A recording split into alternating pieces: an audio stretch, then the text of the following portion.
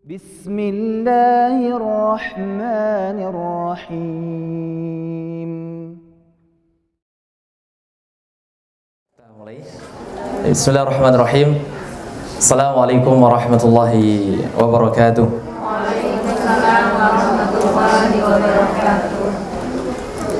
Innal hamdalillah nahmaduhu wa nasta'inuhu wa nastaghfiruh wa na'udzu billahi min shururi anfusina wa min sayyiati a'malina. May yahdihillahu fala mudilla lahu wa may yudlil fala hadiya lahu. Asyhadu an la ilaha illallah wahdahu la syarika lah. Wa asyhadu anna Muhammadan abduhu wa rasuluh wa aminuhu ala wahyihi wa safiyyuhu wa khaliluh. Nasyhadu jami'an annahu ballagha risalah wa adda al-amanah wa nasaha al-ummah wa kashafa Allahu bihil gummah wa jahada fillahi haqqa jihadihi hatta atahu al-yaqin. Allahumma salli wa sallim wa barik wa an'im ala nabiyyina Muhammadin wa ala alihi wa ashabihi wa man tabi'ahum bi ihsanin ila yaumiddin. Qala Allah Ta'ala fi kitabihil karim, a'udzu billahi minasyaitonir rajim. Ya ayyuhalladzina amanu taqullaha haqqa tuqatih wa la tamutunna illa wa antum muslimun. Amma ba'd, Allahumma anfa'na bima 'allamtana wa 'allimna ma yanfa'una wa zidna 'ilman nafi'a. Allahumma arinal haqqa haqqan warzuqna ittiba'ah wa arinal batila batilan warzuqna ijtinaba bi rahmatika ya arhamar rahimin. Ayal ummahat, kebundaan, posku yang dimuliakan Allah Subhanahu wa taala. Alhamdulillah, bersyukur dan memuji kita kehadirat Allah Subhanahu wa taala dengan syukur pujian yang sedalam-dalamnya, karena hingga detik ini Allah Subhanahu wa taala masih memberikan kepada kita semuanya nikmat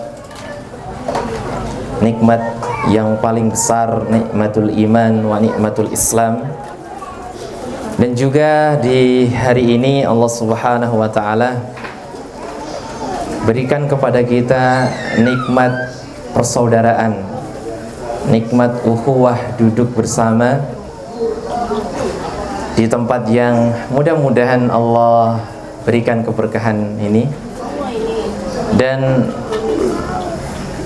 tentu juga nikmat yang tidak kalah besar, kita masih diberikan oleh Allah kehidupan di bulan Syawal ini.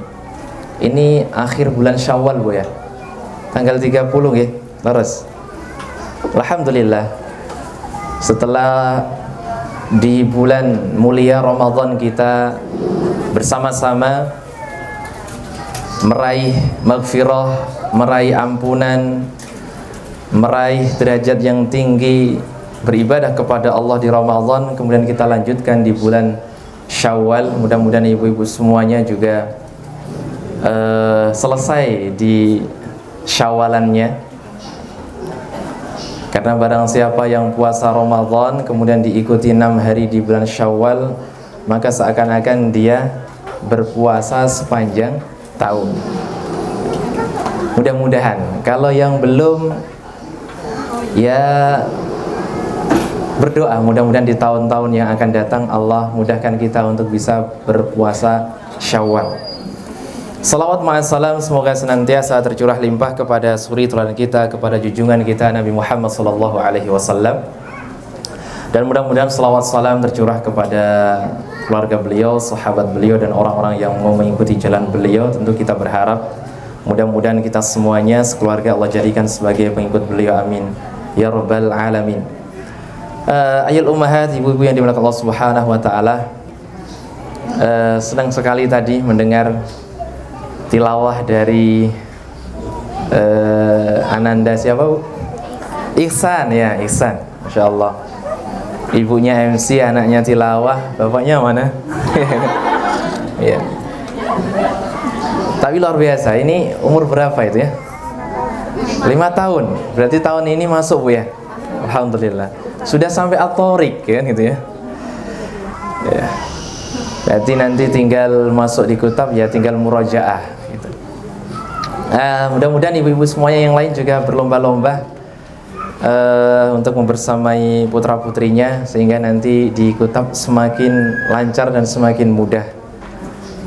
Tidak perlu ditaruh di sekolah manapun ya Bu. Sebenarnya cukup ibu-ibu dan para ayahnya mendampingi di rumah, insya Allah nanti memudahkan anak-anak untuk belajar di Kutab. Ibu-ibu yang dimuliakan Allah Subhanahu wa taala, di hari ini kumpul kita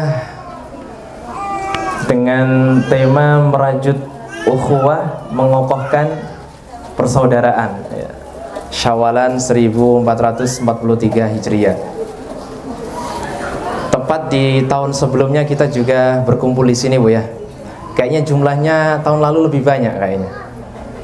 Atau sama? Ya, hari ini memang belum pada hadir atau izin Bu? Banyakan yang izin. Atau melalui Zoom? Enggak ya? Masih pandemi jadi melalui Zoom. Tapi ibu-ibu yang dimuliakan Allah Subhanahu wa taala, tema yang luar biasa sebenarnya ini. Tema yang besar. Dari belakang kedengaran enggak ini? Ya. Tema yang besar yang menjadi konsentrasi Nabi Shallallahu alaihi wasallam waktu Nabi Shallallahu alaihi wasallam hijrah ke Madinah. Jadi tema ini tidak tema sembarangan. Tema yang menjadi konsentrasi Nabi untuk menghadirkan masyarakat yang berperadaban, masyarakat yang madani, yaitu tema persaudaraan. Kalau kita baca sirah nabawiyah, kita akan mendapati setelah Nabi Shallallahu alaihi wasallam hijrah ke Madinah, ibu-ibu ista'iddu.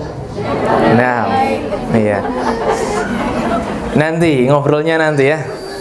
Ngobrolnya nanti, izinkan saya untuk menyampaikan sedikit lah. Enggak lama lah ya. 1 jam insya Allah. Seharusnya jam 8 kan, 1 jam setengah. Sudah, tak kasih kesempatan 1 jam saja. Ya. Tema yang besar, tema yang menjadi konsentrasi Nabi Shallallahu alaihi wasallam setelah Nabi mendirikan masjid waktu hijrah ke Madinah. Setelah Nabi Shallallahu alaihi wasallam hijrah ke Madinah, yang pertama kali dilakukan beliau Shallallahu alaihi wasallam untuk membangun masyarakat adalah mendirikan masjid. Setelah masjid berdiri, karena memang penting sekali kaum muslimin supaya bisa melakukan ibadah dengan nyaman, harus ada tempat untuk beribadah. Dalam Islam namanya masjid, tempat untuk sujud. Musalla, tempat untuk sholat. Jadi musola sama masjid sebenarnya sama Bu ya. Setelah mendirikan masjid, Nabi Shallallahu alaihi wasallam melakukan suatu yang sangat besar yang menjadi titik sejarah luar biasa bagi bersatunya kaum muslimin, yaitu at-ta'akhi, al-ukhuwah, melakukan persaudaraan antara muhajirin dengan ansor. Ditulis dalam sirah nabawiyah, ini merupakan peristiwa yang sangat-sangat agung, peristiwa yang mungkin, bahkan para ahli sejarah mengatakan mungkin tidak akan pernah terjadi lagi. Peristiwa persaudaraan yang sangat luar biasa. Jadi kalau kita mau tahu atau kita mau mencontoh bagaimana sih persaudaraan yang luar biasa, contoh persaudaraan antara muhajirin dengan ansor, itu bukan abal-abalan persaudaraan mereka. Persaudaraan yang sangat-sangat luar biasa. Nabi Shallallahu alaihi wasallam mengumpulkan mereka waktu itu di rumahnya Anas bin Malik. Di rumahnya Anas bin Malik.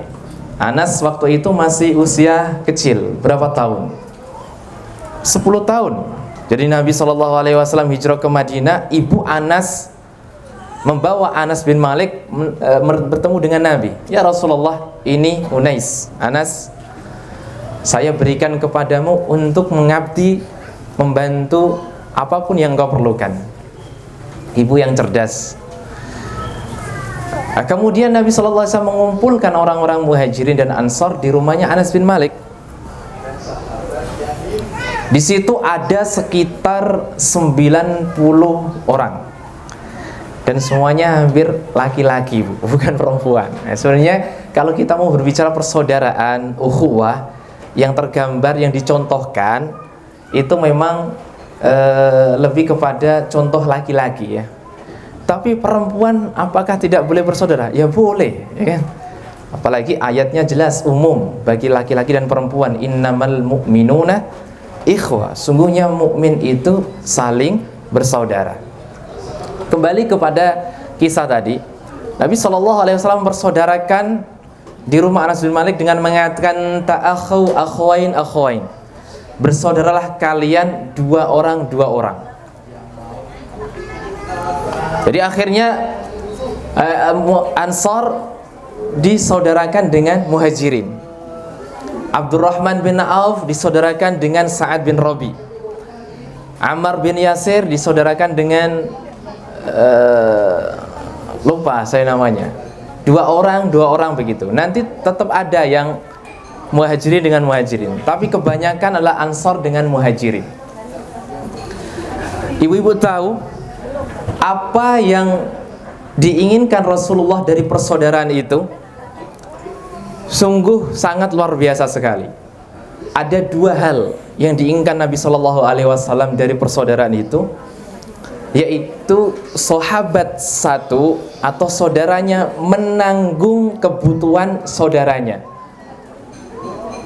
Muhajirin tahu kan, datang ke Madinah itu tidak membawa perbekalan apapun.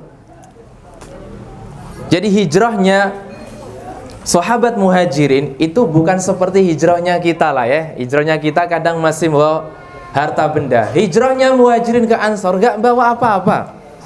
Bahkan hanya membawa pakaian yang dikenakan saat itu. Kenapa? Waktu keluar Makkah, orang Quraisy mencegat semuanya. Kalian boleh keluar, tapi tinggalkan harta yang kalian dapatkan di Mekah. Begitu. Maka yang diinginkan Nabi SAW adalah kaum Ansor menanggung kebutuhan kehidupan kaum Muhajirin. Yang pertama, jadi seluruh kebutuhannya ditanggung oleh kaum Ansor. Coba, makannya, minumnya, tempat tinggalnya, dan keperluan yang lain itu ditanggung oleh saudaranya, yaitu orang Ansor. Yang kedua, ini yang sangat-sangat luar biasa, yaitu saudaranya boleh mewarisi harta dari saudara yang tadi dipersaudarakan oleh Nabi SAW. Meskipun tidak satu nasab, itu bisa mewarisi. Jadi kalau ada saudara misal Ansor meninggal dunia, Muhajirin bisa mewarisi. Itu berlangsung sampai nanti di tahun terjadinya perang Badar. Setelah perang Badar terjadi, Allah menurunkan sebuah ayat yang di situ tidak boleh saling mewarisi kecuali ada nasab. Ada nasab. Disitulah terputus ya. Artinya dari mulai hijrah sampai perang Badar terjadi, kaum Muhajirin sama Ansor saling mewarisi. Itu contoh persaudaraan yang luar biasa yang bisa kita baca dalam sejarah peradaban luar biasa sirah nabawiyah sallallahu alaihi wasallam. Ibu-ibu yang dimuliakan Allah Subhanahu wa taala, ini jadi tema ini itu tema bukan sederhana. Siapa yang buat tema ini harus konsekuen dengan apa yang ada di dalamnya. Tema ukhuwah. Dan ukhuwah itu tidak ada kecuali dalam Islam. Ukhuwah itu tidak bisa kita dapati, ukhuwah yang sangat luar biasa kecuali dalam Islam. Karena memang kalimat ukhuwah atau ikhwah itu Allah sendiri yang memberikannya dalam firman-Nya. Innamal mu'minuna ikhwah fa aslihu baina akhwaikum. Sungguhnya orang beriman itu, ibu-ibu sekalian yang dimiliki Allah Subhanahu wa taala, adalah ikhwah, bersaudara. Al-Imam Al-Qurtubi dan juga para penafsir mengatakan maksud kalimat innamal mu'minuna ikhwah itu dikatakan seperti ini: tidak ada hubungan antar orang beriman, antar orang muslim, kecuali hubungan mereka adalah ikhwah, ukhuwah, persaudaraan. Coba dibayangkan ini. Jadi bukan tidak hubungan antar rekan bisnis lah, klien, enggak. Tapi kalau dia itu orang beriman, hubungannya yang ada itu, kata para penafsir, adalah ukhuwah. Jadi hubungan jenengan semuanya, Bu, yang kumpul di sini atau yang tidak dikumpul di sini, kalau jenengan semua itu beriman dan seorang muslimah mukminah, maka hubungannya dengan saudaranya itu adalah al-ukhuwah. Maka kebalikannya tidak mungkin ada perselisihan atau permusuhan di antara orang mukmin. Harusnya begitu. Kalau kita baca ayat innamal mu'minuna ikhwah, surah Al-Hujurat ayat 10. Jadi itu asli hubungan antar mukmin atau antar mukminah, itu persaudaraan. Ini yang perlu difahami. Walaupun beda nasab, iya. Walaupun beda bangsa, iya.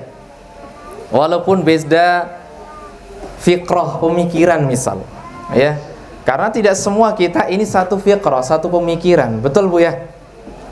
Tapi alhamdulillah kita dikumpulkan oleh Allah dalam keadaan mukmin, mukminah. Jadi hubungan kita itu sebenarnya sudah persaudaraan. Lanjutan ayat yang sangat luar biasa, fa aslihu baina akhwaikum. Maka perbaikilah baina akhwaikum, hubungan persaudaraan kalian. Kalau kita lihat di sini, kipasnya di sana ya. Iya. Kalau kita lihat ayat ini, ibu-ibu semuanya, bisa diperhatikan ya. Innamal mu'minuna ikhwah. Yang pertama disebutkan itu tentang seluruh orang mukmin. Sungguhnya hubungan antar mukmin itu ukhuwah. Fa aslihu baina akhwaikum. Antum perhatikan. Maka perbaikilah baina akhwaikum, perselisihan antara dua saudara kalian. Kalau ada individu, dua orang saja di ayat ini itu kok berselisih, itu disuruh untuk didamaikan. Apalagi kalau yang kita lihat saat ini, tidak bisa dipungkiri bahwa muslimin saat ini, mukminin saat ini itu berselisih, Bu. Kita akui atau tidak akui, muslimin saat ini itu apa? Berselisih, bercerai-berai. Benar tidak? Loh, kok bisa, Ustaz? Iya, jawabannya mudah. Kalau muslimin kok tidak bercerai-berai, muslimin itu kuat. Karena tidak pernah dari zaman dahulu kafir itu kuat, tidak pernah. Catat Ibu ya, tidak pernah yang namanya kafirin itu kuat. Yang ada itu karena musliminnya lemah. Dan muslimin lemah itu kenapa? Karena bercerai-berai. Kelompok sinilah, kelompok situlah, gitu kan. Maka saya wanti-wanti ibu-ibu semuanya, jangan sampai membuat kelompok, saya kelompok Al-Fatih, bukan ya. Nah, benar ibu-ibu ya. Tidak boleh ta'assub dalam sebuah perkumpulan. Meskipun saya penanggung jawab syariah Al-Fatih, gitu ya, Kutab Al-Fatih Yogyakarta, tapi tidak boleh ta'assub perkumpulan. Oh, itu ibu-ibu sekolah ini ya, jangan ya. Kita nggak bersaudara, tidak ya. Oh, ini Bunda Al-Fatih jadi harus bersaudara. Bukan ya. Tapi yang menjadikan persaudaraan itu karena Islam, karena iman. Kembali tadi kepada ayat, fa aslihu baina akhwaikum. Allah memerintahkan kalau ada dua orang saja, bukan kelompok, masya Allah, bukan kelompok. Kalau ada dua orang saja, antar mukmin, antar muslim, itu kok berselisih, Allah mengatakan fa aslihu baina akhwaikum. Akhun kan cuma satu orang, akhwai dua. Apalagi kalau kelompok, ibu-ibu. Apalagi kalau kelompok-kelompok, kita harus ikut andil supaya muslimin itu bersatu. Karena memang tema ini besar. Makanya kenapa kok bawa tema ini kan gitu ya. Jadi kita harus berbicara tentang hal-hal yang besar. Tentang ukhuwah. Innamal mu'minuna ikhwah fa aslihu baina akhwaikum. Jelas ayatnya itu. Itu ayat sudah hafal kita semuanya. Digembor-gemborkan terus oleh para khatib ya, para penceramah bahwa muslimin itu bersaudara. Janganlah kalian bercerai-berai. Tapi kenyataannya yang kita lihat sekarang di dunia, kalau kita mau tahu ya memang lihatnya adalah di dunia maya, di medsos, di YouTube, ya kan? Itu isinya, Bu. Allah, isinya adalah perselisihan antar kelompok lah, antar mazhab lah, begitu. Makanya saya katakan tadi, muslimin saat ini itu tidak kuat, ya, karena sedang bercerai-berai. Kalau bersatu, muslimin itu pasti menang. Muslimin itu pasti kuat. Karena sedang bercerai-berai, ya begini keadaannya yang sedang kita lalui ini. Itu muslimin. Ibu-ibu yang dimuliakan Allah Subhanahu wa ta'ala. Jadi tema ukhuwah ini harus selalu diingat terus. Harusnya begitu. Karena saya sampaikan kepada ibu semuanya, jangankan dengan kelompok yang lain. Sejarah dari berdirinya Al-Fatih sejak tahun 2012. Dari tahun 2012 ini tahun 2022. Sudah berapa tahun berarti, Bu? 10 ya? Betul ya? 10 tahun. Dari sejarah berdirinya Al-Fatih sudah 10 tahun ini, di internal Al-Fatih sendiri itu kadang ada perselisihan, kadang ada perceraian, bukan antara suami istri, tapi perceraian antara persaudaraan. Dan kalau kita lihat, ibu saya sampaikan ini ya, kalau kita lihat rata-rata terjadinya itu nanti di tahun keempat atau tahun kelima. Itu harus hati-hati. Ini tahun keberapa berarti di Jogja? Iya, hati-hati ini, Bu. Maka Masya Allah tepat sekali kita berbicara tentang ukhuwah. Tahun keempat itu kadang tahun riskan, ya. Tahun riskan, maka saya ingatkan kembali kepada ibu-ibu semuanya bahwa persaudaraan yang diinginkan oleh Allah dan agama Islam itu bukan karena apa-apa, tapi karena keimanan dan keislaman. Maka selama jenengan semuanya bertitelkan mukminah dan muslimah, maka harusnya tidak boleh yang namanya ada perselisihan, apalagi permusuhan, perceraian, ya, antar saudara. Berbeda pandangan pasti itu, Bu. Nanti akan kelihatan di tahun keempat, tahun kelima itu. Kelihatan mulai, oh benderanya si A itu ternyata ini, benderanya si B itu ini. Maka Kiai Budi Azhari mewanti-wanti kita, kalau sudah masuk kutab Al-Fatih itu lepas bendera, Bu. Nanti dipakai lagi kalau pulang, ya. Kalau panjenengan semuanya sudah masuk ke Al-Fatih, lepaskan dulu itu. Bawalah bendera yang kita junjung bersama, yaitu bendera iman dan Islam. Kalau kita sudah tahu hal itu yang harusnya menjadi pokok penyebab persaudaraan kita, tenang itu insya Allah. Apapun fikrah saudara kita, bendera saudara kita, tenang, kita sama mukmin. Ya, ahlul kiblah, kiblatnya sama. Berbeda kalau nanti ada kiblatnya yang berbeda. Oh, memang tidak bisa jadikan persaudaraan itu.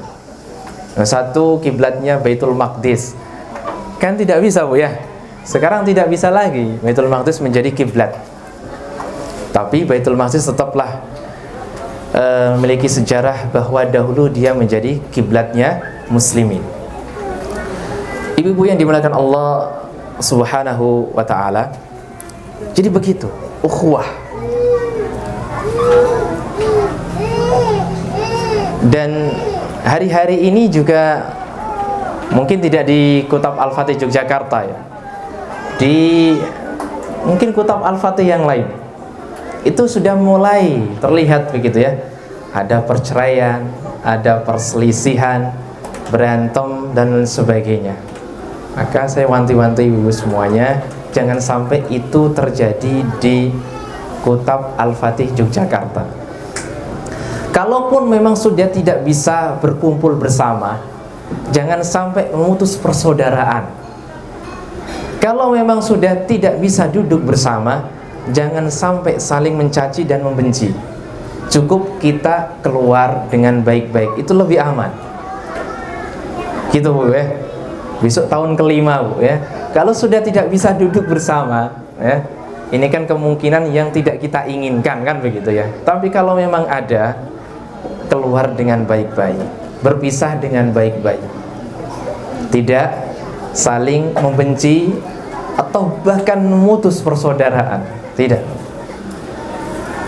Cukup keluar ya dengan pamit yang baik-baik, itu luar biasa enak ya. Tidak boleh saling membenci. Kenapa? Karena kita tetap bersaudara atas ikatan iman dan Islam. Nanti saya akan bacakan dari kitab Minhajul Muslim. Ini adab-adab berukhuwah. Kalau membaca mah gampang insya Allah ya. Tapi yang paling penting adalah fahami dulu persaudaraan kita di sini, bukan karena Al-Fatih lebih-lebih. Ya Bu. Ista'iddu. Ibu-ibu saya sampaikan ya. Jangan sampai duduk kita bersama di sini itu gara-gara sama-sama Al-Fatih, jangan. Kalau gara-gara Al-Fatih itu tadi bisa beda pendapat, keluar kita dari Al-Fatih akhirnya nggak bersaudara, bukan begitu. Tapi duduk kita bersama ini karena iman dan Islam. Sehingga kalau sudah tidak sependapat dengan apa yang dikeluarkan Kutab Al-Fatih, maka keluar dengan enak. Tidak sependapat dengan asatid, tidak sependapat dengan posko, tidak sependapat dengan korlasnya, keluar dengan enak. Tapi keluarnya masih dalam persaudaraan. Makanya jangan sampai persaudaraan kita gara-gara Al-Fatih, tidak ya. Al-Fatih ini kan hanya beliau Ustaz Budi buat untuk menjadi wasilah saja dalam kebaikan, melanjutkan kebaikan-kebaikan yang sudah ada. Karena kadang begitu, kalau sudah kumpul dalam sebuah kelompok tuh, kalau di kelompok itu terjadi crash, sudah keluar bahkan bermusuhan. Ini yang kita tidak inginkan dalam Al-Fatih ya. Begitu ya Ibu ya. Ini kita tidak inginkan dalam Al-Fatih. Ibu-ibu bisa berbeda pendapat dengan saya, gitu kan? Tapi ketahuilah bahwa persaudaraan kita itu ke atas dasar iman, bukan atas dasar kutab. Kutab mengeluarkan kebijakan A, B, C, D. Ibu tidak setuju, boleh saja, tidak masalah. Tapi alangkah baiknya kalau yang tidak setuju atau hal yang tidak disetujui itu bisa didiskusikan dulu. Kan enak Bu ya. Jadi kalau misal Al-Fatih atau asatid mengeluarkan sebuah kebijakan, jenengan tidak setuju, datang saja, tidak masalah itu. Diskusi tidak menemui jalan, ya sudah, kami sangat persilahkan begitu. Monggo, kan gitu kan enak Bu ya. Tapi ingat, kita berbeda dalam hal ini. Tidakkah kita bisa bersaudara dalam keimanan? Kan enak. Jadi ketemu di jalan masih assalamualaikum, kan indah. Daripada ketemu di jalan melengos kan Bu ya, malas ketemu si kaya gitu kan, masya Allah. Gitu Bu. Nah, ini penting pembahasan masalah ukhuwah. Yang di belakang dengar Bu ya. Jadi ukhuwah kita itu bukan karena apa? Al-Fatih. Ukhuwah kita itu karena iman dan Islam, yang itu diperintahkan oleh Allah Subhanahu wa taala. Innamal mu'minuna ikhwah fa aslihu baina akhwaikum. Perbaikilah kalau ada permusuhan dua orang di antara kalian. Jadi kalau ibu-ibu ini mendapati saudaranya sedang bertikai, bermusuhan antar kelas misal, masya Allah ya. Jangan sampai lah Bu ya, jangan sampai. Apalagi intern kelas gitu, jangan sampai. Tapi kalau memang ada Bu, harus ada yang jadi islah, harus ada yang muslih, karena itu perintah Allah loh. Fa aslihu, maka perbaikilah, islahlah baina akhwaikum, dua saudara kalian sedang bertikai.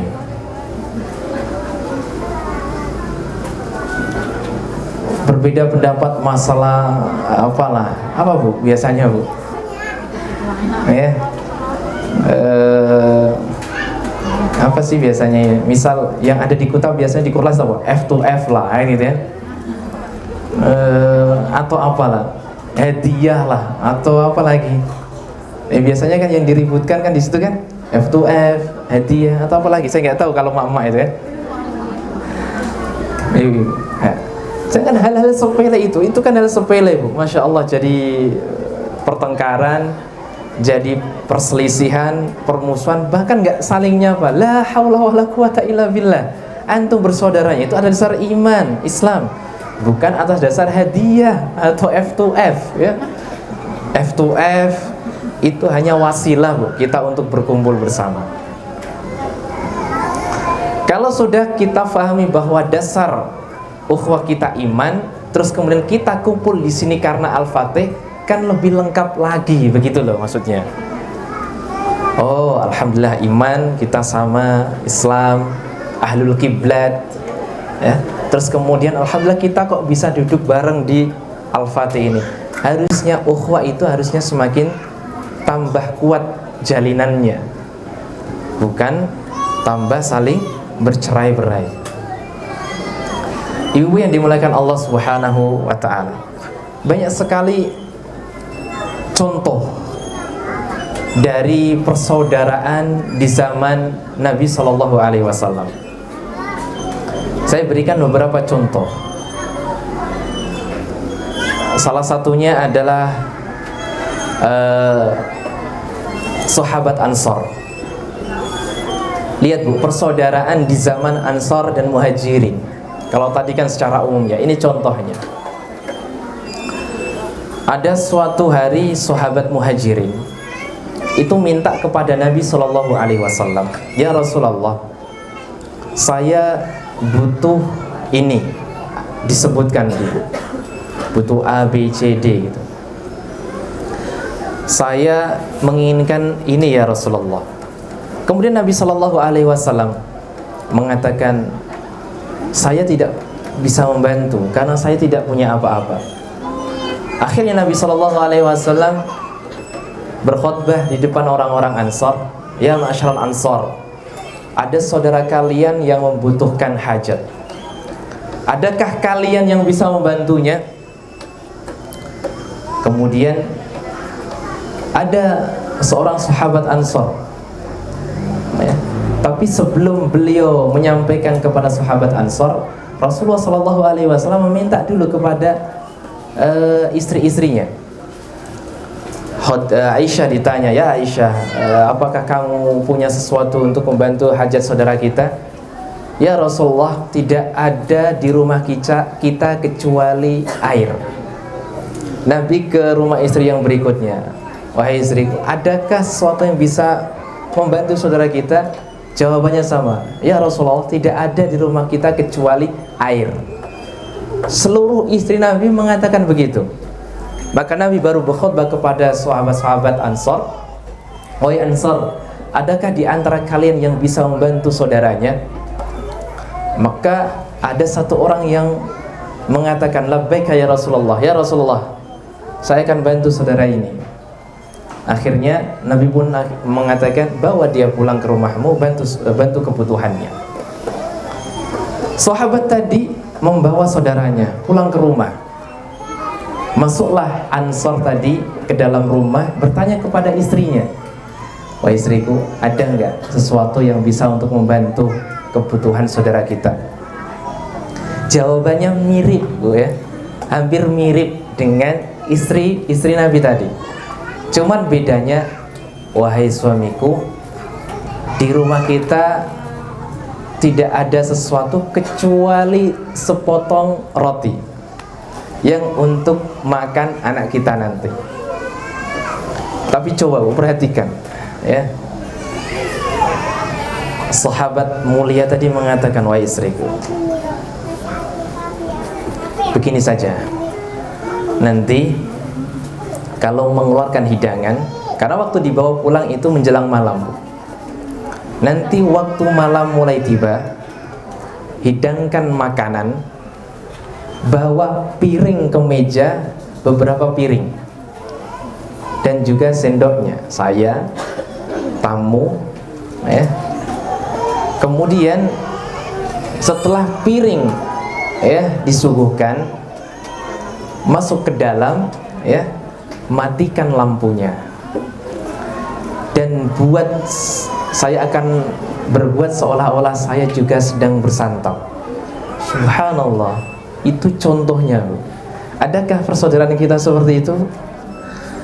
Ya Allah, tidak sampai begitu sudah bermusuhan. La haula wala quwata illa, ya. Kalau sudah begitu mungkin permusuhan masih wajar, ya kan? Kalau bersaudara luar biasa, ya kadang-kadang ada bermusuhan, oke lah. Tapi nanti harus bersaudara lagi. Tapi Ansor tadi luar biasa. Sampai dia, ya, dan juga mengatakan kepada istrinya, karena istrinya, lah nanti kalau anak-anak kita lapar bagaimana? Buat anak-anak, ajak dia bermain, kasih minum, kemudian dia nanti akan tertidur. Seperti itu. Jadi kalau ada saudara kita butuh, gitu, ajak pulang, ya kan? Subhanallah. Sampai tarafnya seperti itu, tingkatannya seperti itu persaudaraan muslimin di zaman Nabi Shallallahu Alaihi Wasallam. Makanya Allah Subhanahu wa Ta'ala memuji mereka semuanya dalam Al-Hasyr, ya kan? Walladzina tabawwa'ud dara, gimana Bu ayatnya? Dan orang-orang yang menempati Madinah dan mereka sebelumnya telah beriman, yuhibbuna ala man hajara ilaihim, sangat mencintai kepada orang-orang yang berhijrah, wa yu'thiruna ala anfusihim walau kana bihim khasasah, mereka lebih mendahulukan saudaranya walaupun diri mereka khasasah membutuhkan. Itu persaudaraan yang luar biasa dalam muslimin, dalam Islam. Walaupun mereka itu butuh, tapi ternyata mereka mendahulukan orang lain. Ini loh, belum bisa kita lihat saat ini di kita. Kita nggak butuh saja sulit kok membantu orang lain, betul kan Ibu ya? Tapi kalau di zaman Nabi Shallallahu Alaihi Wasallam, walau kana bihim khasasah, walaupun mereka itu sangat membutuhkan, tapi tetap mendahulukan orang lain. Antum ingatkan kisah di salah satu peperangan Nabi Shallallahu Alaihi Wasallam, ada sahabat yang kehausan, ya. Dia terluka, kehausan, kemudian butuh minum, diberikan minum, tapi dia mendengar saudaranya yang lain kehausan, sana dulu, kan gitu. Yang satu lagi melihat saudaranya terluka kehausan, sana dulu, muter sampai akhirnya yang pertama pun meninggal dunia. Jadi wa yu'thiruna ala anfusihim, mereka mendahulukan kebutuhan orang lain walaupun mereka sedang butuh. Itu persaudaraan yang sejati, yang tidak dibuat-buat. Antum juga tahu kisahnya Abdurrahman bin Auf dengan Sa'ad bin Rabi', ya kan? Silakan dibaca sendiri, itulah nggak enak kalau dikisahkan kan gitu. Itu luar biasa. Itu persaudaraan, ukhuwah ya, merajut ukhuwah dalam Islam itu seperti itu. Dan itu ternyata merupakan hal yang pertama dilakukan Nabi Shallallahu Alaihi Wasallam. Karena tanpa adanya ukhuwah, peradaban itu tidak mungkin ada.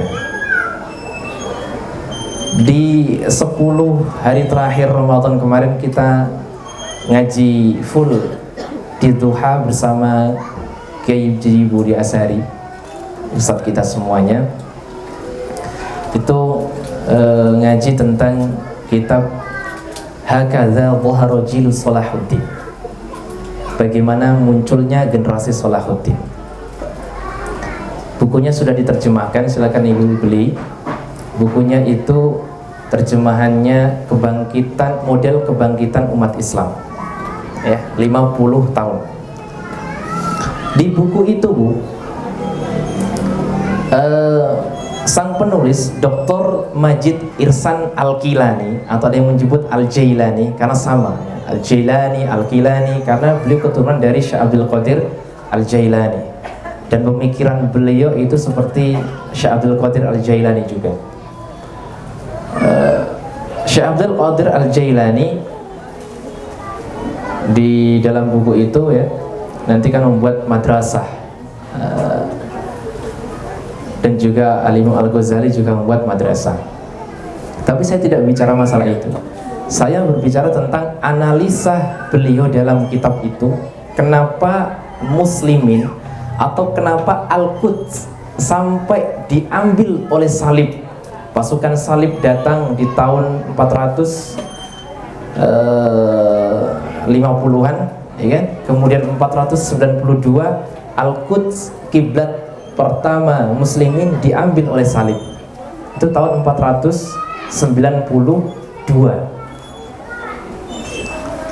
Kenapa pasukan salib kok bisa sampai datang? Beliau Kiai Budi Asyari mengatakan bukan karena kafirin kuat.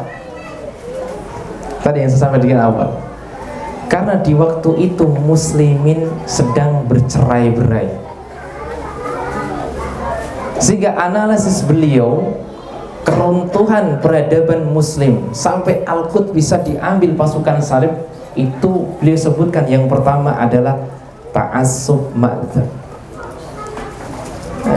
fanatisme kelompok madzhab. Bukan musliminnya sedikit, Bu, tidak. Masya Allah, di Baghdad itu, ya, muslimin banyak sekali. Andalus, muslimin berkuasa banyak. Tapi yang mereka pikirkan, yang mereka pentingkan, ceramah dimanapun, itu bahasnya tentang fanatisme kelompok. Mazhab Hambali ketika ceramah bicaranya apa? Tentang mazhab. Mazhab Syafi'i berbicaranya saat ceramah tentang mazhab. Begitu juga Malikiyah atau Hanafiyah. Kalau misal Madrasah Nizamiyah, Madrasah Nizamiyah itu didirikan oleh Nizamul Mulk, menteri, ya, seorang menteri. Beliau pernah mendatangkan penceramah dari mazhab Syafi'i. Penceramah itu mengatakan apa, Bu? Ini loh, fanatisme kelompok itu begini. Dia mengatakan sampai begini dalam kitab itu. Ahmad bin Hanbal, Imam Ahmad bin Hanbal itu tidak kafir, tapi pengikut Hambali telah kafir. Subhanallah. Antum baca buku itu, nanti akan tahu penyebab runtuhnya muslimin, ya, karena fanatisme kelompok. Tadi saya jangan sampai Al-Fatih ini jadi kelompok dan fanatik sehingga tidak mau bersaudara dengan yang lain. La ilaha illallah. Jadi penyebab runtuhnya itu karena tidak adanya persaudaraan, tapi adanya fanatik yang menyebabkan permusuhan dan cerai-berai. Kalau kita mau bersama-sama membangun peradaban ini, hilangkan permusuhan itu. Nah, hilangkan permusuhan itu. Fanatisme madzhab. Itu yang beliau sebutkan pertama kali. Yang kedua, baru penyebab runtuhnya muslimin itu apa? Karena al-maladhiyah, tentang penyimpangan sufisme. Yang ketiga, sebabnya adalah karena batiniyah, Syiah. Kemudian yang keempat karena filsuf. Tapi yang pertama beliau sebutkan yang paling pokok, dasar runtuhnya muslimin, peradabannya adalah tidak adanya persaudaraan atau fanatisme kelompok. Dan sekarang jangan kalau buka YouTube, Bu, banyak begitu. Ya, nanti berbicara apalah hal-hal yang sangat-sangat jauh dari nalar kita, berbicara tentang ruh lah, berbicara tentang apalah begitu kan, nanti akhirnya berkelahi, berbicara tentang perbedaan mazhab. Ya. Kemarin saya itu ditanya oleh ibu-ibu. Ya, saya setiap Sabtu Ahad itu kan ngaji dengan ibu-ibu, tapi Semarang, Bu, ya. Tapi itu istiqomah. Sekarang itu hampir 5 tahun, ya, 4 tahun, maaf, 4 tahun. Karena selisih 1 tahun saya di Kutap lah.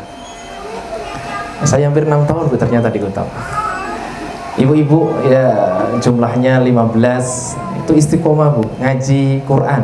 Dari nggak bisa baca Quran, sekarang kalau disuruh baca alhamdulillah, ya. Nah, saya ditanya tentang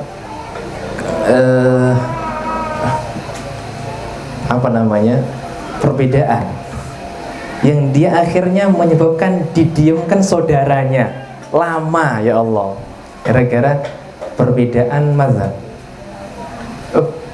Bukan perbedaan mazhab sebenarnya, itu sebenarnya memang perbedaan mazhab, tapi perbedaan cara berpikir dia sebenarnya.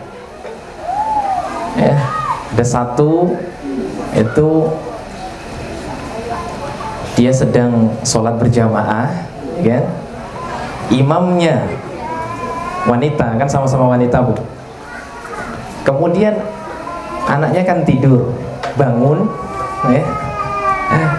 Bangun, kemudian anaknya nangis, langsung digendong oleh sang imam itu.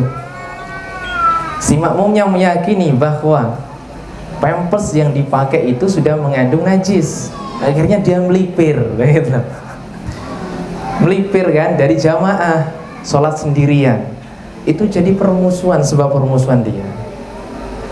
Tolong saat saya diberikan pencerahan ini dan nanti saya rekam, kemudian rekamannya saya berikan ke ibu yang ini, gitu kan? Ya sudah, ya, akhirnya saya berikan penjelasan. Ya memang selama saya belajar ilmu fikih, memang itu tidak diperbolehkan, Bu, ya, sholat sambil gendong anak yang pakai pampers.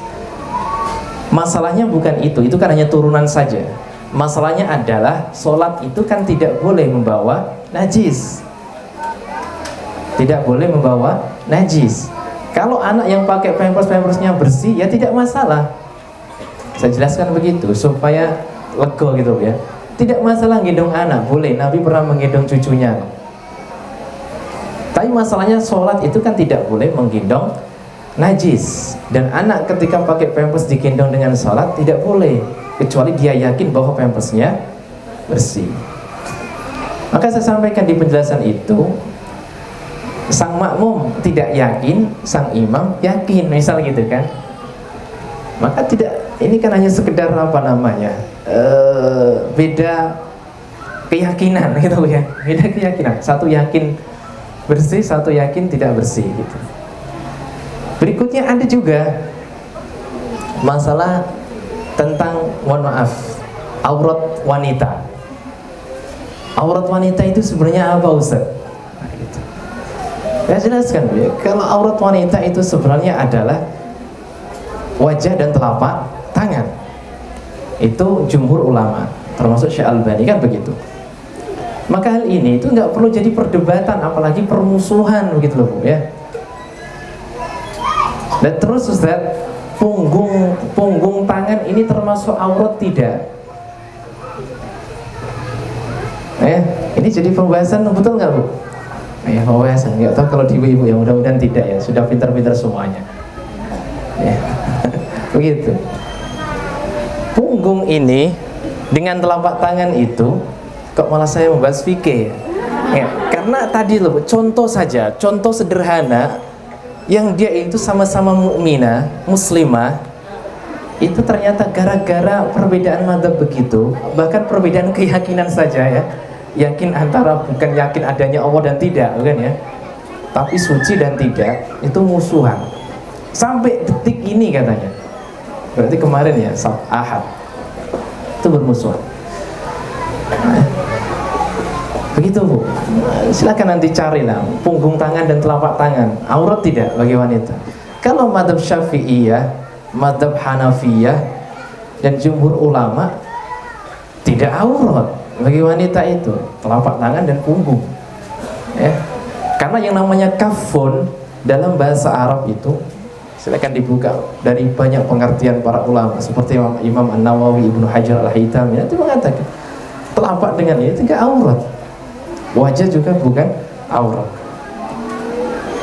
kecuali nanti ternyata ada pendapat yang lain, kan gitu. Pendapat yang lain mengatakan seperti Hambali, oh aurat, makanya ada orang yang menutupi semuanya dirinya. Monggo silakan. Tapi itu kembali lagi, itu adalah perbedaan mazhab. Jangan sampai gara-gara fanatisme mazhab seperti tadi ya, mazhab Syafi'iyah mencela mazhab Hambali, mazhab Hambali mencela mazhab Syafi'i, itu di tahun 450-an, 490-an. La haula wala quwata, akhirnya muslimin melemah. Kok setengah 10 ya? Sampai jam berapa ini Bu? Sampai setengah 10 ya? Ya, masih setengah 10. Masih ada beberapa waktu lagi. Itu Bu. Akhirnya muslimin melemah begitu. Sebabnya adalah itu. Antum baca di kitab itu, la haula wala quwata illa billah, ngeri Bu ya. Mazhab itu bukan lagi kembalinya nanti kepada Al-Quran dan As-Sunnah, bukan, tapi kembalinya adalah buku-buku mazhab. Di Indonesia kan begini kan, Syafi'iyah nyelah apa Bu? Hambali gitu kan, Hambali nyerang Syafi'i, begitu, mirip itu. Jadi kalau saya baca buku itu mirip dengan kita saat ini, persis plek gitu, persis. Yang dibahas itu bukan lagi keumatan, bukan lagi apa yang menjadi kepentingan umat, tapi yang dibahas itu soal mazhab, soal fanatisme kelompok, sehingga mengkafirkan, sampai levelnya itu mengkafirkan tadi. Ahmad bin Hanbal tidak kafir, tapi pengikutnya kafir loh, sampai begitu. La haula wala quwata illa billah. Jadi penyebab runtuhnya muslimin itu dalam kitab Hakadha Dhuha Rajulu Salahuddin itu adalah fanatisme kelompok. Maka sekalian yang dimuliakan Allah Subhanahu wa taala, ingat kembali ya, persaudaraan kita itu lebih mulia daripada hal yang lain. Ya, persaudaraan itu lebih mulia. Bahkan para ulama kita mengatakan ada dua hal yang menjadi asas tegaknya peradaban Islam yang mulia. Itu yang pertama adalah keimanan, yang kedua adalah ukhuwah. Jadi kalau kita mau peradaban ini hadir, iman pasti.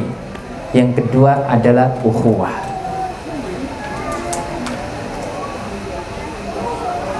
Dan itu diingatkan oleh Allah Subhanahu wa taala seperti dalam surah Ali Imran, wadhkuru ni'matallahi 'alaikum id kuntum a'daan fa'alafa baina qulubikum fa asbahtum bi ni'matihi ikhwana. Setelah Allah berfirman, ya ayyuhalladzina amanu taqullaha haqqa tuqatih, wahai orang-orang yang beriman, bertakwalah kalian semuanya kepada Allah dengan sebenar-benarnya takwa. Berikutnya, ayat berikutnya Bu, salah satu contoh ya, ketakwaan itu adalah ingatlah kalian kepada nikmatku, kata Allah, dahulu kalian itu dalam keadaan bermusuhan, ya, karena dengan nikmat Allah fa asbahtum bi nikmatihi ikhwana, kalian menjadi sahabat.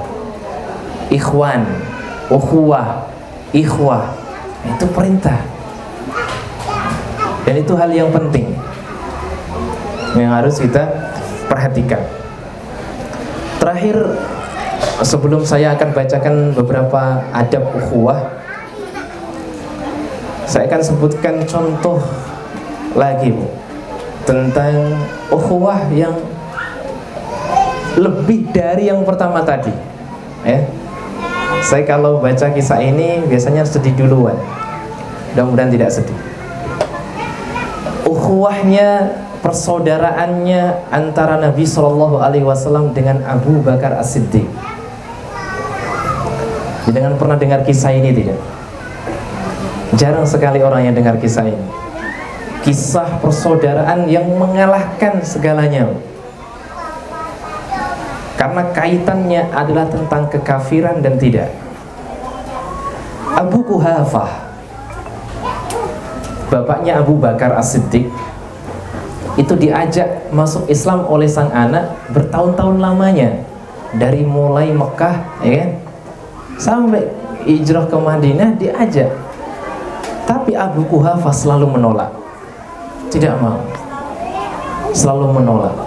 Maka tiba saatnya ada Fathu Mekah. Waktu melihat Fathu Mekah, Abu Quhafah melihat memang, ya, hal ini terjadi karena kebenaran.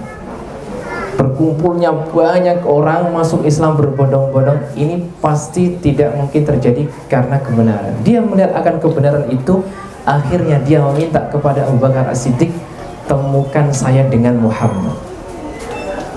Akhirnya dibawalah Abu Quhafah menemui Nabi Muhammad SAW. Apa yang dilakukan oleh Abu Quhafah? Abu Quhafah, ya, menjabat tangan Nabi SAW, berbaiat, ya, inni aslam, asyhadu an la ilaha illallah wa annaka rasulullah. Ya Muhammad, saya bersaksi bahwa tiada ilah yang berhak disembah kecuali Allah, dan saya bersaksi bahwa dirimu adalah utusan Allah. Melihat jabatan tangan baiat itu, Abu Bakar As-Siddiq menangis. Menangis. Antum tahu menangisnya kenapa? Bukan menangis karena bapaknya masuk Islam. Ya ada memang seharu menangis, tapi sebenarnya yang menyebabkan dia menangis adalah Abu Bakar As-Siddiq ditanya oleh Nabi, ya Abu Bakar, kenapa kau menangis? Ya Rasulullah, sungguh saya akan lebih bahagia kalau saya melihat bahwa yang menjabat tanganmu ini adalah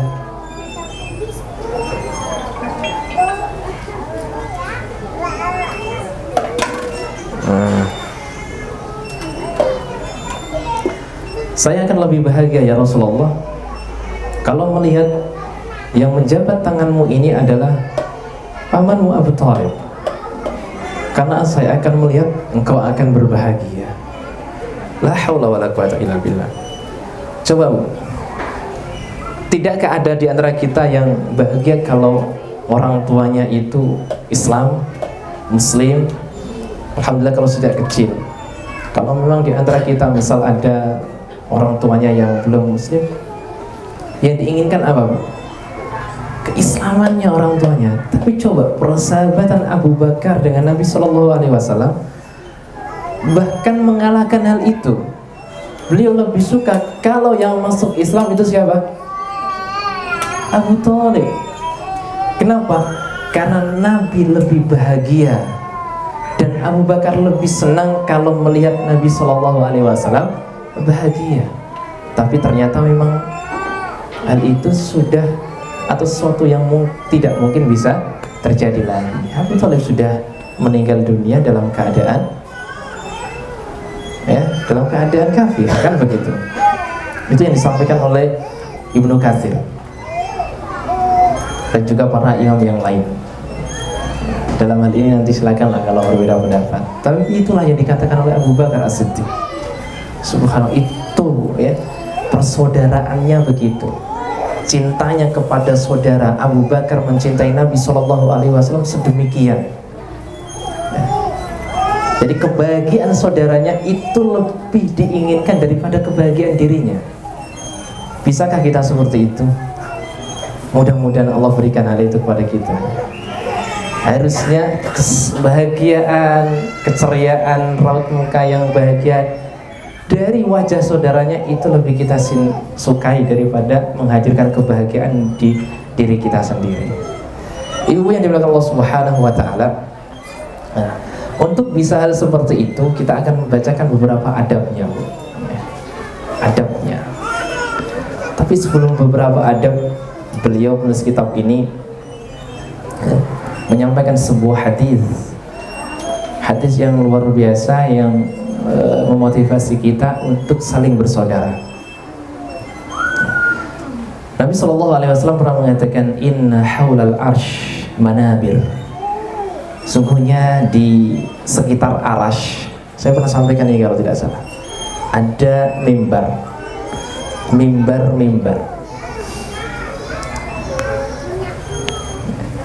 nurin, yang mimbar itu di sekitar arasy. Arasy itu kan berarti kan di langit terakhir, di atas langit terakhir. Di sekitar arasy itu ada mimbar min nurin yang terbuat dari cahaya. Alaiha qaumun libasuhum nur.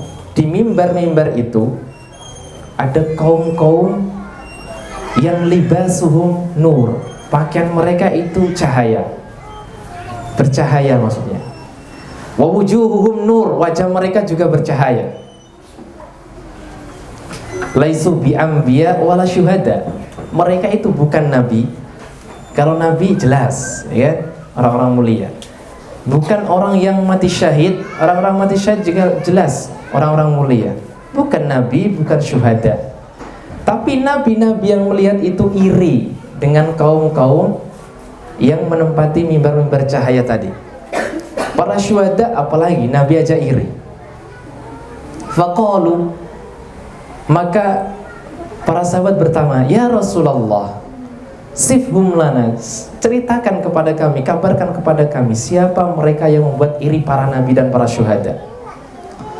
Nabi SAW mengatakan, al-mutahabbuna fillah, orang yang saling mencintai karena Allah Subhanahu wa taala, saling bersaudara.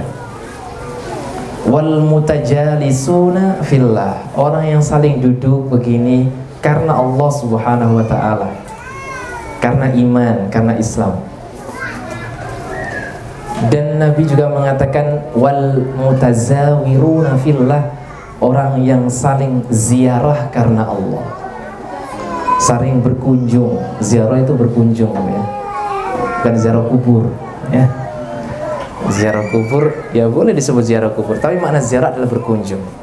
Jadi orang yang saling mencintai karena Allah, orang yang saling duduk karena iman, karena Allah, dan saling berziarah tadi karena Allah, itu akan menempati mimbar-mimbar di sekitar arasy-Nya Allah yang terbuat dari cahaya dan juga berpakaian yang bercahaya. Itu orang-orang yang bersaudara tadi karena Allah, bukan karena Al-Fatih, bukan, ya, tapi karena Allah Subhanahu wa taala. Kemudian di sini sebutkan beberapa adabnya, Bu. Nah, ini perlu diperhatikan ini. Karena kita kadang tidak tahu seperti apa sih harusnya adab berukhuwah itu. Adab sesama muslim itu seperti apa?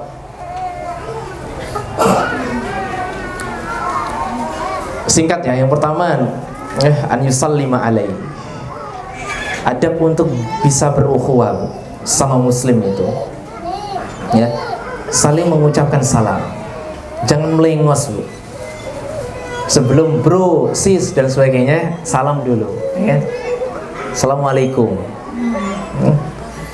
Karena salam itu adalah doa. Dan insya Allah awal yang akan menyampaikan doa tersebut kepada saudara kita. Saling ucapkan salam. Dan yang terbaik di antara dua orang ketika bertemu adalah yang pertama kali mengucapkan salam. Jadi jangan datang begini ojo langsung maju gitu kan. Salam dulu, assalamualaikum kan. Kalau ada, masya Allah, disalami lebih baik lagi. Kemudian kalau saudara kita di sini sebutkan mendoakan kalau bersin, ini termasuk hak muslim ya. Tapi itu juga yang bisa menyebabkan persaudaraan. Kalau bersin, alhamdulillah, ucapkan alhamdulillah. Kalau saudaranya mendengar, ucapkan yarhamukallah atau yaghfirukumullah, ya. Semoga Allah mengampunimu, atau yarhamukallah atau yahdikumullah, semoga Allah memberikanmu petunjuk, wa yuslih balakum. Boleh begitu. Berikutnya yang ketiga, ya'udahu idza marada atau maridha. Menengoknya, ditengok kalau saudaranya sakit. Ini bisa memperkuat ukhuwah. Jadi kalau dengar saudara kita sakit, Bu, ditengok. Kalau nggak bisa nengok, ditanyakan kabarnya, itu pasti bahagia. Jangan pernah sakit semuanya kan? Itu kalau diperhatikan orang lain gimana rasanya, Bu? Ada yang nggak pernah sakit? Alhamdulillah kalau nggak pernah sakit ya. Loh, penduduk Madinah dulu jarang sakit loh. Kemudian para dokter yang dikirim ke Madinah bertanya, ya kaum, kenapa kalian kok jarang sakit? Nahnu qaumun la na'kulu hatta naju wa idza akalna la nashba. Kami itu kaum yang tidak makan kecuali dalam keadaan lapar. Tapi kalau sudah makan, kami menghindari kekenyangan. Nah, itu yang menyebabkan penduduk Madinah itu jarang sakit. Tapi kalau sakit jenguk atau tanyakan kabarnya deh. Itu seneng itu orang sakit itu. Betul ya? Seneng itu. Alhamdulillah ada yang memperhatikan itu. Ojo didiem ke gitu kan, menang-menang aja. Kalau sakit dijenguk, ditanyakan kabarnya. Kemudian ikut mengiring jenazahnya. Ini termasuk hak muslim ya. Kemudian an yansaha idza stansahahu, memberikan nasihat. Ibu yang dimuliakan Allah Subhanahu wa taala, kalau ada saudara kita yang sedang salah faham, ada saudara kita yang salah, itu usahakan, Bu ya, usahakan memberikan hak dia untuk dikasih tahu, berikan hak dia untuk dinasehati, diingatkan. Itu yang selalu saya berikan kepada teman-teman di guru itu. Kalau ada guru salah, teman salah, dia punya hak loh untuk diingatkan, untuk dinasehati, tidak langsung diberikan hukuman. Begitu juga ke anak-anak ya. Ibu-ibu juga begitu. Kalau ada saudara kita yang salah sama kita, dia itu punya hak untuk dinasehati, dia punya hak untuk diingatkan. Itu muslim ya. Berikutnya dia mencintai dia mencintai saudaranya sebagaimana dia mencintai dirinya sendiri. Itu yang bisa menyebabkan hadirnya persaudaraan. Kalau dia tidak suka sesuatu terjadi pada dirinya, jangan dia lakukan itu kepada saudaranya. Gitu ya.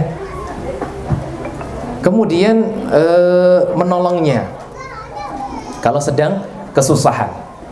Bahkan menolong muslimin, Bu, menolong saudara itu, kata Nabi SAW, lebih baik daripada jenengan iktikaf 10 hari di bulan Ramadan. Ya, menolong hajat saudaranya.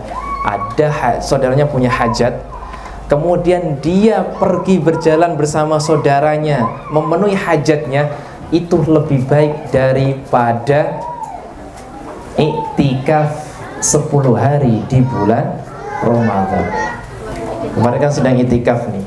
Jadi kalau jenengan sedang iktikaf, saudaranya butuh, lebih baik jenengan bantu kebutuhan saudaranya itu. Kemudian Allah yamassahu bisu'in, tidak memberikan keburukan kepada saudaranya. Ya. Karena al-muslimu man salimal muslimuna min lisanihi wa yadihi. Disebut orang muslim itu kalau saudara muslim yang lainnya selamat dari lisan dan tangannya. Kemudian apa? Tawadhu kepada saudara yang lain. Ora gumede, bandul ndas, sombong, ya. Bandul ndas itu bahasanya saya, Bu, ya. Di daerah saya itu. Ya. Gumede, bandul ndas, ya. Jadi kalau apa namanya? Itu namanya sombong, takabur, ya. Kemudian tidak menggibahnya. Yang berikutnya husnudzon. Ini penting. Ya, husnudzon. Jadi sebenarnya, Bu, perselisihan kadang di antara kita, di antara ibu-ibu semuanya itu bukan masalah komunikasi sebenarnya. Kadang kan orang ini miskom aja, miskomunikasi. Sebenarnya bukan itu. Masalah persaudaraan kita yang sebenarnya adalah tidak adanya husnudzon. Jangan sering kan kalau ada masalah apa, ini miskom. Bukan itu sebenarnya. Masalah di muslimin, di persaudaraan kita itu adalah husnudzon. Misal saya janjian dengan enggak ada ya. Siapa? Para ayah itu. Janjian, yuk kita nanti ketemu di Banguntapan. Misal begitu, sudah janjian. Ya. Sudah janjian di Banguntapan. Kemudian janjiannya jam 8 kita bertemu di Banguntapan, ya. Di Masjid Kayu. Kemudian saya sampai di sana jam 8. Dan ayah yang kita sudah sepakat janjian tidak datang misal. Dihubungi tidak bisa, nggak ada kabar juga. Ini kalau kita hanya sekedar mengandalkan emosi atau ini miskomunikasi, dia datang jam 10, gimana tuh jam 10 ini dan sebagainya, itu sudah bisa bercerai itu. Tapi kalau coba yang didahulukan adalah husnudzon, barangkali datanya habis, kan enak, weh. Oh dia mosok ra iso tuku data nanti kita hadirkan husnudzon lagi. Oh barangkali dompetnya ketinggalan, kan enak. Barangkali bannya bocor, barangkali ada apa. Nah, kalau husnudzon itu dihadirkan, indah itu persaudaraan kita. Jadi bukan masalah komunikasi kan. Oh itu dieman no, menengan kok. Husnudzon aja. Oh mungkin dia sakit gigi, kan enak, ya kan? Gitu loh. Oh mungkin dia perlu adaptasi. Oh mungkin perlu hadirkan husnudzon. Itu kadang yang tidak ada di kita. Selingnya menyalahkan apa? Komunikasi, ya kan? Komunikasinya nggak baik, komunikasinya. Akhirnya disalahkan komunikasinya. Padahal dia belum menghadirkan yang namanya husnudzon.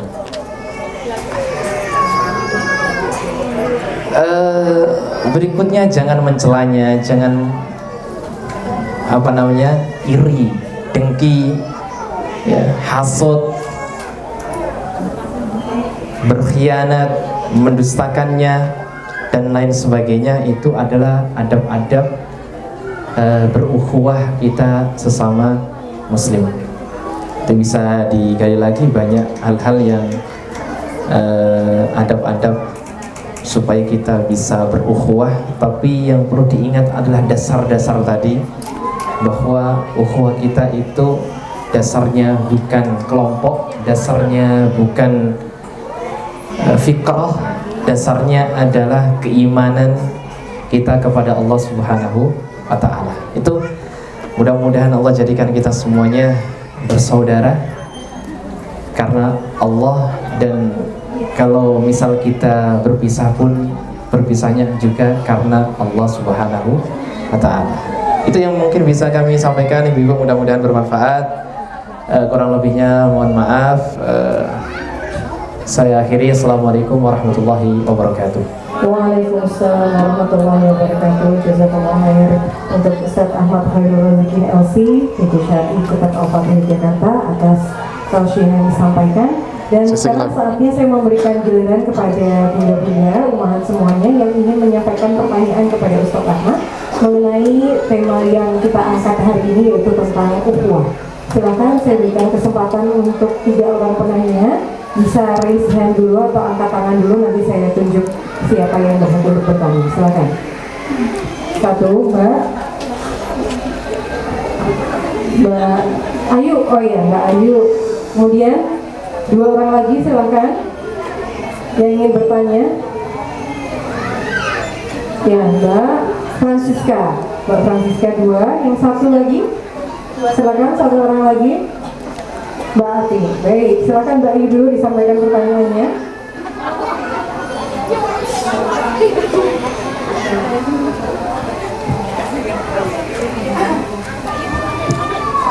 Bismillahirrahmanirrahim. Assalamualaikum warahmatullahi wabarakatuh. Alhamdulillahirrahmanirrahim. Jazakallah khair, Ustaz, ini luar biasa materinya hari ini. Saya sangat mantap terus gitu. Jadi mencoba untuk menginternalisasi bahwa ini yang sangat kita perlukan gitu. Nah, ini mohon saya diingatkan Ustaz. Jadi kalau tadi kondisi di dunia gitu ya, atau di Indonesia ya, memang tadi Ustaz sampaikan sedang dalam kondisi bercerai-berai begitu ya. Mohon diingatkan sebenarnya seperti apa sih masyarakat yang kita inginkan begitu ya. Jadi kalau kita sangat sering dengan istilah masyarakat madani gitu, kita ingin kembali seperti masa Rasulullah. Mohon diingatkan Ustaz,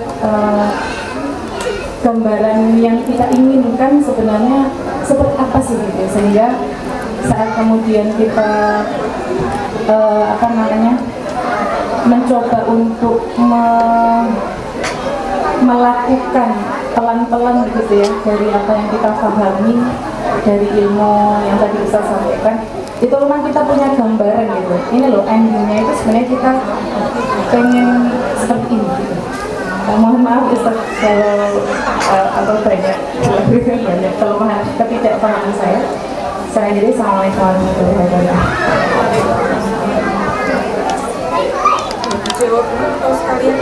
Jawab dulu ya.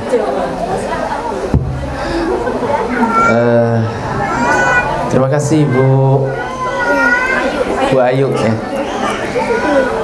Ya, kami tadi telah menyampaikan bahwa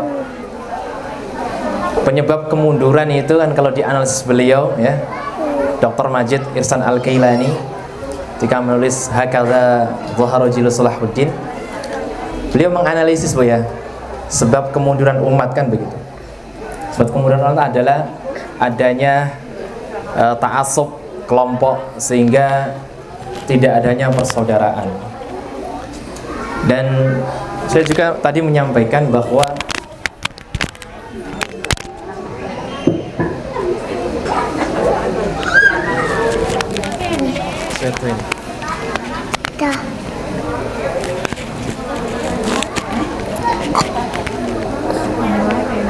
saya tadi menyampaikan bahwa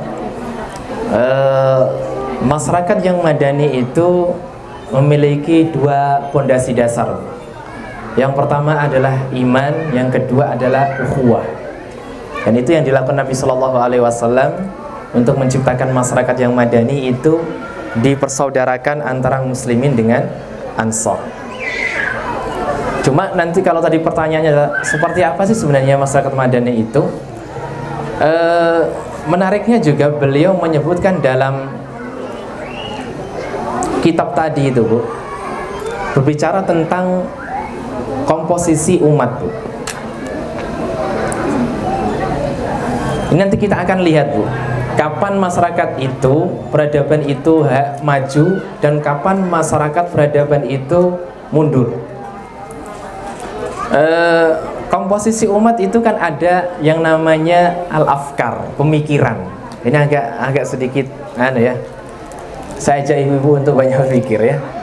Umat itu sebenarnya Bu, nanti porosnya kemana akan kelihatan. Di umat ini kan ada pemikiran, ya kan? Kemudian ada ashos, individu, ada yang namanya al-asya, benda. Lah kapan umat itu maju? Umat itu maju kalau pusarannya itu pada pemikiran, bukan pada ashas individu atau pada benda. Maksudnya apa? Kalau masyarakat muslim itu mereka sudah bisa berpikir bersama, pemikirannya sama, bahwa kepentingannya adalah untuk keumatan, itu masyarakatnya akan maju. Tapi kalau berpikir poros pemikirannya, poros ujungnya adalah di ashas individu, itu bahaya. Maka dia akan bisa digerakkan oleh individu, itu nggak boleh. Maka hadirnya generasi Salahuddin, kenapa sampai Salahuddin itu hadir? Karena di seluruh masyarakat itu berpikirnya sama. Berpikirnya sama. Proses pendidikan itu harus jauh dari pemerintahan, misal begitu. Mohon maaf ya. Ini mohon maaf Bu, ini agak sedikit sensitif sebenarnya. Abdul Qadir Al-Jailani dan juga Al-Ghazali itu mohon maaf sampai mengharamkan yang namanya bermuamalah itu ya dengan uang pemerintah. Makanya di zaman dulu itu tidak ada mohon maaf menteri pendidikan. Ini hanya kita saja kan Bu ya. Tidak ada, karena muslimin punya kurikulum pendidikan sendiri. Jadi tidak pernah kalau pemerintah ikut andil dalam pendidikan, ya adanya ya seperti kita ini Bu, kurikulum nggak jelas, kita ganti terus, gitu kan Bu? Ya begitu. Gitu Bu. Jadi kalau porosnya itu sudah sama pemikiran, itu adalah masyarakat yang maju. Tapi kalau porosnya kepada orang, itu masyarakat yang sakit, kata beliau. Maksudnya kenapa kok sakit? Karena dia bisa digerakkan oleh orang. Porosnya dia ke orang, individu. Maka Ustadz Budi itu mewanti-wanti, jangan sampai di Al-Fatih itu kumpulnya disebabkan saya, misal begitu. Ustadz Budi maksudnya ya, Ustadz Budi. Ustadz Budi sudah misal meninggal dunia, cerai-berai nih, ya kan gitu. Jangan sampai. Harusnya kumpul di Al-Fatih itu benar-benar karena jenengan semuanya setuju dengan kurikulum pendidikan di sini gitu loh. Bukan karena sosok. Kalau sosok yang baik alhamdulillah, tapi kalau sosoknya buruk, naudzubillah. Jadi kalau masyarakat porosnya kepada individu itu masyarakat sakit, bukan kepada pemikiran. Akhirnya dia tidak mau berpikir lagi, malas. Mana sih sebenarnya sesuatu yang benar itu yang mana? Masyarakat yang mati itu kalau poros mereka itu ada ke asya, benda, dunia. Itu masyarakatnya bukan lagi sakit tapi mati, kata beliau. Jadi masyarakat yang sehat itu kalau porosnya kepada pemikiran, ya, oh kurikulum seperti ini yang benar. Nah, ini salah, mubazir dan sebagainya. Begitu. Itu Bu ya. Allahu taala alam. Jadi bisa dilihat Bu, sekarang poros orang kita ini, masyarakat kita, RT, RW jenengan atau provinsi kita, ini porosnya kemana sih? Saya yakin Bu, porosnya ini masih kepada ashos, ya kan? Dan kepada benda, sehingga sakit dan mati kelamaan. Tidak kunjung sehat, karena belum pada pemikiran. Hanya baru sedikit orang. Masyarakat Bu ya, kalau individu alhamdulillah ada orang-orang yang porosnya itu ke pemikiran. Tapi kalau secara masyarakat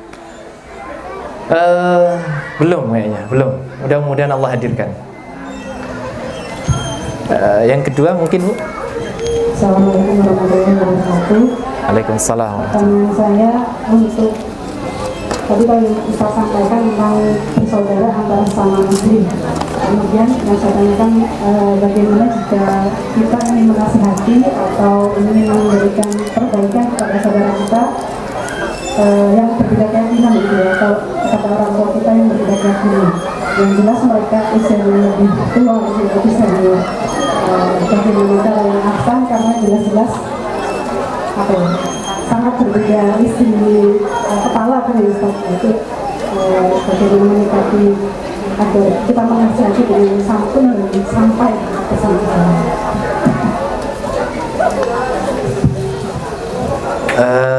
bagaimana menasihati Bu ya, intinya begitu ya, kepada saudara kita.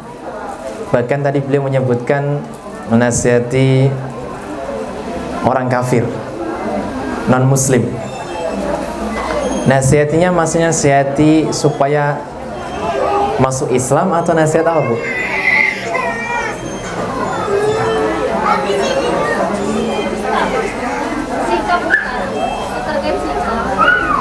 Saya nggak dengar Bu, gimana Bu? Terkait sikap. Oh sikap, ya sikap kita terhadap saudara kita yang berbeda keyakinan. Ya. Sikap kita terhadap orang yang berbeda keyakinan ada adab-adabnya Bu ya. Di kitab ini sudah disampaikan adab-adabnya. Tapi saya mau bacakan sebuah ayat yang terdapat di dalam surah Luqman ayat 15 Bu. Allah memberikan cara kita bersikap ini kepada orang tua. Yang orang tua kita itu non muslim ya. Bahkan kalau orang tua kita itu sampai memaksa kita, kalau tidak memaksa, tentu hal yang disampaikan di ayat ini lebih kita dahulukan. Tentu harus kita lakukan. Tapi kalau kita dipaksa pun ternyata di sini itu kita dianjurkan bagaimana bersikap. Allah Subhanahu wa taala mengatakan, wa in jahadaka ala an tusyrika bima laysa laka bihi ilm fala tuti'huma wa sahibuhuma fid dunya ma'rufa. Kalau orang tua kalian, Bu kata begini Allah ya, memaksa kalian untuk mensyirikkannya, artinya mengkafirkannya dengan sesuatu yang kalian tidak mengilmuinya, fala tuti'huma, jangan ditaati. Tetapi Allah mengatakan tidak berhenti di situ. Allah mengatakan wasahibhuma fid dunya ma'rufa, dan pergaulilah mereka di dunia dengan cara yang ma'ruf. Masya Allah, gitu Bu. Memang meskipun kita punya orang tua kafir gitu ya, kita nggak boleh taat dalam hal-hal menyekutukan Allah, dalam kemaksiatan. Tapi dalam bergaul tidak boleh Bu, kecuali dengan sikap yang ma'ruf. Gitu, harus ma'ruf. Bicara tetap yang baik. Ya, tidak boleh disengol-sengol ya kan. Apalagi kalau orang tua kita ini tidak memaksa kita ke agamanya. Kalau memaksa kita, kita pun harus tetap begitu. Tidak boleh berjidal. Berjidal itu apa ya? Berdebat kasar Bu, tidak boleh Bu, ke orang tua. Jadi kalau orang tua kita musyrik, orang tua kita kafir, itu tetap harus dialog yang baik. Bahkan memberikan kebutuhan mereka, kita berikan kebutuhannya apa, kita berikan. Gitu Bu ya. Itu sikap seorang muslimah. Kalau mempunyai orang tua yang mungkin belum Allah berikan hidayah, ya kita doakan Bu, sambil didoakan. Boleh kah Bu mendoakan musyrik kafir itu boleh, selama mereka belum meninggal dunia. Kita doakan. Seperti tadi Abu Bakar, Abu Hurairah tidak henti-hentinya Bu mendoakan orang tuanya. Ditunggu bertahun-tahun ya, dari mulai Mekah 10 tahun, Madinah berapa tahun ya,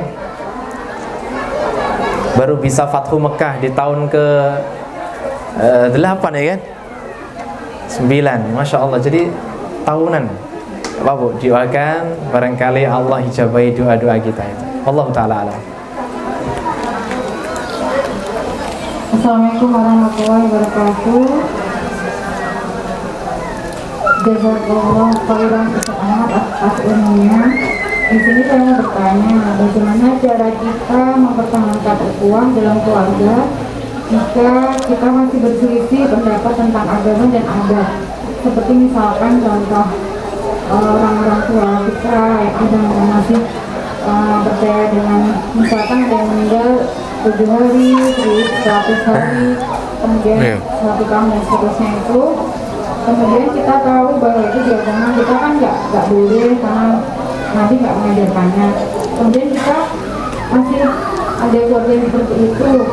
Bagaimana kita agar bagaimana sikap yang harus kita lakukan Ustaz jika dalam lingkungan itu masih ada, dan biar tidak menyinggung perasaan orang tua kita. Kemudian kalau misalkan kita masih menemui seperti itu, dan kita dalam lingkungan itu, apakah kita dosa? Ya pasti dosa yang kita lihat. Tapi maksudnya biar kita tidak terjerumus dalam dosa dan nggak menyinggung perasaan orang tua, itu bagaimana Ustaz sikap kita sebaiknya kalau melihat orang tua di kampung?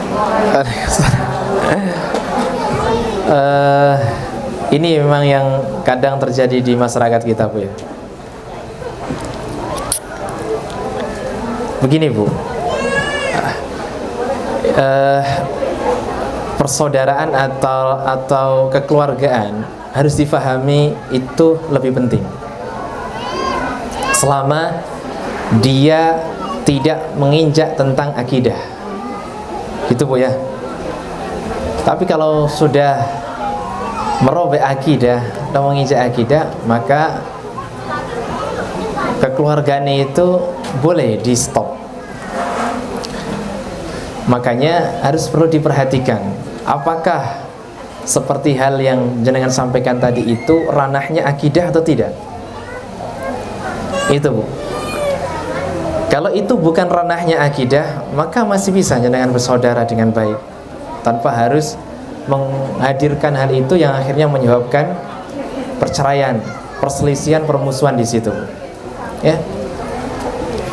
Antum hadir di situ mendoakan orang mati, itu diperbolehkan, tidak masalah. Ya, Bu, ya. Mendoakan orang mati. Apalagi memang ada sebagian para ulama, ya, terutama di kalangan Syafi'iyah atau mereka menyebutnya Nahdliyin, gitu kan. Itu mereka ada dalihnya loh, ya. Tidak hal masalah tadi apa? Mendoakan 7 hari, terus 40 hari, itu ada dalihnya mereka. Ada hujahnya bagi mereka. Bahkan dalam saya punya bukunya Hadratus Syekh Hasyim Asy'ari, itu beliau berbicara masalah 7 hari, berbicara masalah mendoakan orang mati itu, ya, beliau datangkan dalil-dalilnya, itu hukumnya boleh bagi beliau. Tapi beliau mengharamkan kalau di dalam hal-hal itu dilakukan hal yang tidak diperbolehkan. Contohnya apa? Memberikan makan, kan tidak boleh. Jadi pihak yang meninggal, tapi orang yang datang ke situ bawa makanan malah boleh. Nah, difahami dulu, Bu, hal-hal itu terkait dengan akidah atau tidak, ya. Berbeda kalau sudah berkeyakinan beda sangat, ya, bahwa tentang Allah lah misalnya, gitu kan. Ini masalah memberikan pahala ke orang mati itu ranahnya khilafiyah, Bu, ranahnya furu'iyah, ya. Doa kepada orang mati, kirim pahala, Quran, itu sampai nggak kepada orang mati, Bu? Imam Ahmad bin Hanbal sampai mengatakan begitu. Justru Imam Syafi'i mengatakan tidak sampai, kecuali dengan keikhlasan atau dari anak cucunya, keluarganya. Nah, gitu, Bu. Jadi pahami dulu hal-hal itu berkaitan dengan akidah atau tidak, ya. Gitu. Kalau dengan tidak akidah, jangan sampai memutus persaudaraan, ya. Itu, Bu, ya. Kalau beda pendapat tidak masalah, ya, tidak hadir di situ, tapi diyakinkan. Jangan sampai ketidakhadiran itu memperkeruh permusuhan, itu menyebabkan permusuhan, ya. Hadir, jangan doakan yang meninggal, cukup selesai begitu saja, pergi, kan gitu. Kalau memang tidak meyakini akan hal itu, wallahu ta'ala alam, gitu, Bu, ya. Jadi ada hal yang furu'iyah, ada hal yang i'tiqadiyah dalam masalah khilafiyah. Bahkan ibu-ibu semuanya, saya sampaikan kepada ibu-ibu, dalam masalah akidah, muslimin itu ternyata masih ada loh perbedaan pendapat. Iya, ya. Dalam masalah akidah itu muslimin ada perbedaan pendapat. Saya punya PDF buku namanya Al-Ijabah li'iradi ala mastadrakathu Aisyah. Ya, buku-buku perbedaan pendapat ini buku yang mengumpulkan tentang perbedaan pendapatnya Bunda Aisyah dengan para sahabat yang lain. Bahkan di situ menyentuh ranah akidah. Ya, bukan masalah fikih bahkan ya. Akidah berbeda pendapat. Makanya ini perlu dipahami gitu. Ibu-ibu semuanya juga begitu ya. Kalau nggak memahami itu secara komprehensif, jangan deh berdebat dulu masalah halal itu. Aisyah itu pernah berbeda pendapat dengan Ibnu Abbas masalah apakah Nabi SAW di dalam kitab itu, apakah beliau itu melihat Allah enggak ketika Isra Mi'raj. Bunda Aisyah mengatakan Nabi itu tidak melihat Allah, tapi Ibnu Abbas mengatakan Nabi melihat Allah. Itu akidah atau fikih? Akidah, ya kan? Melihat dan tidak Allah kan akidah. Masya Allah, bahkan sampai ranah akidah ada perbedaan pendapat itu ya. Jadi pahami dulu itu, baru kita bisa berdebat, berdiskusi, ada keilmuan di dalamnya. Wallahu ta'ala alam. Gitu Bu ya.